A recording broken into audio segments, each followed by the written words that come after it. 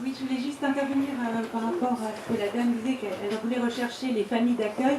Il est vrai que beaucoup de ces enfants étaient très jeunes et ont compris assez tard ce qui leur était arrivé dans la guerre. Donc ils ont été séparés des parents, un peu brutalement dans les camps d'internement, comme le disait le grand rabbin Wittmann, quand Losé s'est occupé à sauver les enfants des camps, et que certains de ces enfants, seulement à la retraite, se sont tournés vers leur passé et ont essayé de comprendre.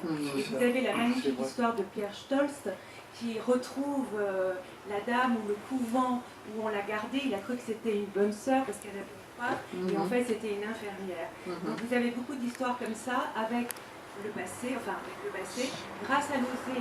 Donc Cathy Hazan, qui est l'historienne de Losé, a écrit un livre, a écrit plusieurs livres là-dessus, et notamment sur les homes d'enfants qui ont gardé d'abord légalement les enfants jusqu'en août 42, et après on a dû faire disparaître ces enfants dans des milieux non juifs, avec des histoires parfois merveilleuses et des histoires moins merveilleuses, mais beaucoup de ces enfants ont été sauvés.